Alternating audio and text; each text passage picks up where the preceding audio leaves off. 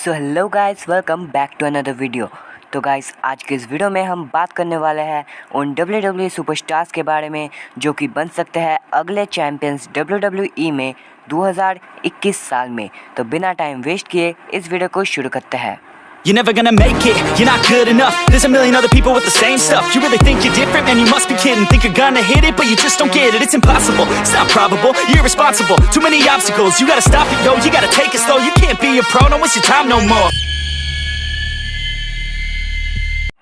So basically हम इस video में बात करेंगे कि मेरे अकॉर्डिंग WWE में 2021 साल में सभी चैम्पियनशिप्स जैसे कि WWE championship, universal championship, United States championship, intercontinental championship, इन सबको कौन कौन से WWE सुपरस्टार्स नेक्स्ट जीत सकते हैं। तो सबसे पहले हम शुरुआत करते हैं इंटरकॉन्टिनेंटल चैम्पियनशिप से। तो जैसे कि आप सभी लोगों को पता ही है कि करंट इंटरकॉन्टिनेंटल चैम्पियन है अपोलो क्रूज़। तो अपोलो क्रूज़ इंटरकॉन्टिनेंटल चैम्पियनशिप जीते थे रेसलमेनिया 37 में और इनका टाइटल रेन भी बहुत बढ़िया जा रहा है और अपोलो क्रूज़ को WWE वाले बहुत अच्छे तरीके से बुक भी कर रहे हैं। बट अब लगता है कि समर स्लैम के आसपास अपोलो क्रूज़ अपने इंटरकॉन्टिनेंटल चैम्पियनशिप को हारने वाले हैं और उनको हराने वाले सुपरस्टार्स तो बहुत सारे हो सकते हैं जैसे कि शिंसुके नाकामुरा या फिर किंग कॉर्बिन या Kevin Owens, Finn Balor, Big E. पर मेरे हिसाब से ये नाम होने वाला है सिज़ारो का, क्योंकि सिज़ारो को अब WWE वाले बहुत ही सीरियसली बुक कर रही है और सिज़ारो को बैकलैश में रोमन रेंस के अगेंस्ट यूनिवर्सल चैम्पियनशिप के लिए मौका भी मिला था। तो मेरे हिसाब से अगर अब सिज़ारो के पास इंटरकॉन्टिनेंटल चैम्पियनशिप भी आ जाए तो वो और भी ज़्यादा स्ट्रॉन्ग दिखाई देंगे। तो इसलिए सिज़ारो एक नाम हो सकते हैं जो कि अपोलो क्रूज़ को हराकर बनेंगे न्यू इंटरकॉन्टिनेंटल चैम्पियन। अब हम बात करते हैं यूनाइटेड स्टेट्स चैम्पियनशिप के बारे में। तो करंट यूनाइटेड स्टेट्स चैम्पियन है हमारे केल्टिक वॉरियर शेमस। तो इन्होंने भी रेसलमेनिया 37 में यूएस चैम्पियनशिप को जीता था और इनका रेन उतना ज़्यादा खास नहीं था क्योंकि आधे से ज़्यादा टाइम ये तो इंजरी की वजह से ही बाहर थे। तो शेमस या तो समर स्लैम में हारेंगे या फिर उसके बाद के PPV के आसपास, और उनको हराने वाले भी बहुत कोई सुपरस्टार्स हो सकते हैं जैसे कि Drew McIntyre, Damien priest, Jeff Hardy, Jinder महल, फिन बैलर। पर मेरे हिसाब से वो सुपरस्टार होने वाला है कीथ ली। कीथ ली पर WWE वाले बहुत भरोसा करते हैं कि वो एक दिन मेन इवेंट स्टार बन सकेंगे और उसके लिए उनको पहले तैयार होना पड़ेगा और सबसे अच्छा रास्ता है उनको यूनाइटेड स्टेट्स चैम्पियन बनाने का।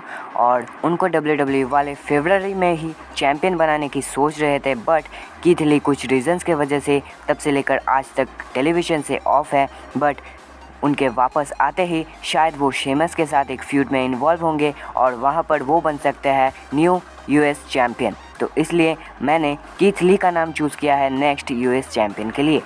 नेक्स्ट हम बात करते हैं रॉ वुमेंस चैम्पियन के बारे में।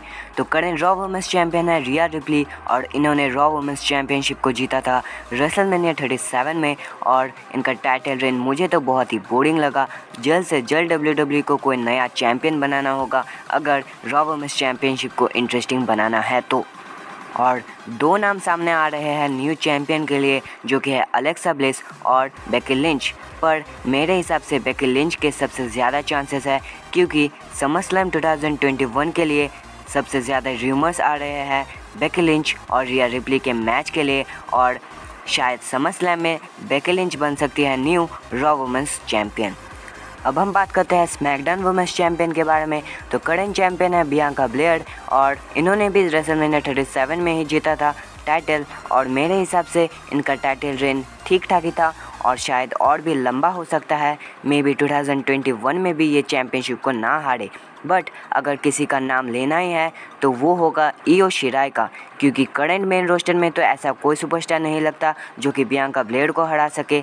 तो NXT से ही कोई होगा ऐसा और इयो शिराई के ही सबसे ज़्यादा चांसेस है क्योंकि इयो शिराई अभी हाल ही में अपने NXT वुमेंस चैम्पियनशिप को हारी है और जल्द ही वो मेन रोस्टर में डेब्यू कर सकती है और वो एक नाम हो सकती है जो कि बियांका ब्लेयर को हराकर न्यू स्मैकडाउन वुमेंस चैम्पियन बन सके। इसके बाद हम बात करेंगे रॉ टैग टीम चैम्पियनशिप के बारे में। तो करंट चैम्पियन है AJ स्टाइल्स एंड ओमोस और ये भी रेसलमेनिया 37 में ही टाइटल जीते थे। इनके टाइटल रेन की बात करें तो जितना एक्सपेक्ट किया था उससे तो थोड़ा कम ही डिलीवर किया है इन्होंने, और वैसे भी ये रेगुलर टैग टीम तो है नहीं, तो उस हिसाब से ठीक ही है। तो न्यू चैम्पियन की बात करें तो वो हो सकता है या तो वाइकिंग रेडर्स या तो आरके ब्रो। चांसेस ज़्यादा है आरके ब्रो की, क्योंकि इतने महीनों से इतना अच्छा बिल्डअप किया है इन दोनों का साथ में एक टैग टीम के हिसाब से, और इनके जोड़ी को देखकर तो लगता है कि एक बार तो इनको चैम्पियनशिप देना ही चाहिए। और वैसे भी करेंटली रॉ में सबसे बेस्ट चीज़ है आरके ब्रो, तो इस हिसाब से आरके ब्रो हो सकते हैं new raw tag team champions. Next हम बात करते हैं स्मैकडाउन टैग टीम चैंपियंस के बारे में। तो करंट चैंपियन है रे एंड डोमिनिक मिस्टेरियो, और इन्होंने चैंपियनशिप को जीता था बैकलैश 2021 में। टाइटल रेन की बात करें तो उतना ज़्यादा कुछ खास था नहीं, क्योंकि रे मिस्टेरियो टैग टीम चैंपियन होने के बावजूद यूनिवर्सल चैंपियनशिप के फील्ड में थे और बाकी समय द ऊसोस के साथ फील्ड कर रहे थे। तो मेरे हिसाब से new SmackDown tag team champions बन सकते हैं दी ऊसोस, क्योंकि इनका ही सबसे ज़्यादा सेंस बनता है। और WWE का प्लान भी है जहां द ऊसोस रहेंगे new SmackDown tag team champions और रोमन रेंस रहेंगे यूनिवर्सल चैंपियन। अब रोमन रेंस की बात हो ही रही है तो यूनिवर्सल चैंपियनशिप के बारे में भी बात कर ही लेते हैं। तो without a doubt Roman Reigns currently WWE में सबसे बेस्ट चैंपियन है, जब से वो पेबैक 2020 में यूनिवर्सल चैंपियनशिप को जीते थे। और ये भी कंफर्म है कि 2021 में भी वो अपने यूनिवर्सल चैंपियनशिप को नहीं हारने वाले। पर अगर एक नाम लेना ही है तो मैं लेना चाहूँगा बिगी का नाम। बिगी में वो पोटेंशियल है जो कि मेन इवेंट स्टार में होता है, और वो वर्ल्ड चैंपियनशिप को होल्ड कर सकता है, इसमें भी कोई दोहराई नहीं है। बस उनके कैरेक्टर को और थोड़ा सीरियस होना पड़ेगा, तो वो कंपनी के टॉप बेबी फेसेस में से एक बन सकते हैं। और पॉल हेमन का भी ये मानना है कि अगर रोमन रेंस के लेवल में कोई फ्यूचर में आ सकता है तो वो बिगी ही है। और रिपोर्ट्स के हिसाब से विंस मैकमैन बिगी को नेक्स्ट रोमन रेंस भी बनाना चाहते हैं। तो ये सबसे तो यही लगता है कि बिगी एक ऐसा नाम हो सकते हैं जो कि the tribal chief Roman Reigns को हराकर न्यू यूनिवर्सल चैंपियन बन सकते हैं। Last but not the least अब हम बात करेंगे WWE वर्ल्ड चैंपियनशिप के बारे में। सो करेंटली WWE चैंपियन है द ऑलमाइटी बॉबी लैशली, और इन्होंने टाइटल जीता था एलिमिनेशन चैम्बर 2021 के बाद एक रॉ के एपिसोड में। टाइटल रन ठीक ही था इनका, बट और अच्छा होता अगर ड्रू मैकिंटायर से हर वक्त चिपके ना रहते तो। खैर बात करें न्यू चैंपियन की तो बहुत से नाम सामने आ रहे हैं, जो कि है Keith Lee, Goldberg, Drew McIntyre, AJ Styles के। पर सबसे ज़्यादा चांसेस है इन दोनों नाम के, जो कि है ब्रॉक लेसनर और द फिन ब्रे वाइट के। ब्रॉक लेसनर की बात करें तो Brock Lesnar versus Bobby Lashley का मैच हर साल समर स्लैम आते ही रूमर्स में रहते हैं, और इस साल भी ये मैच रूमर्ड है। बट रिपोर्ट्स के हिसाब से शायद ब्रॉक लेसनर इस साल समर स्लैम के कार्ड में नहीं है, इसलिए Bobby Lashley versus Brock Lesnar का मैच हमें देखने को नहीं मिलेगा। और ब्रॉक लेसनर की जगह गोल्डबर्ग ओपोनेंट हो सकते हैं बॉबी लैशली के समर स्लैम में। पर गोल्डबर्ग के WWE चैंपियनशिप जीतने के चांसेस बहुत कम है, क्योंकि एक साल में सिर्फ 2 ही मैचेस लड़ने का उनका कॉन्ट्रैक्ट है, और इसे मिलाकर टोटल उनके 2 मैचेस कंप्लीट हो जाएंगे। तो इसलिए वो WWE चैंपियनशिप नहीं जीत सकते। तो सिर्फ एक ही नाम बचता है, और वो है द फिन ब्रे वाइट का।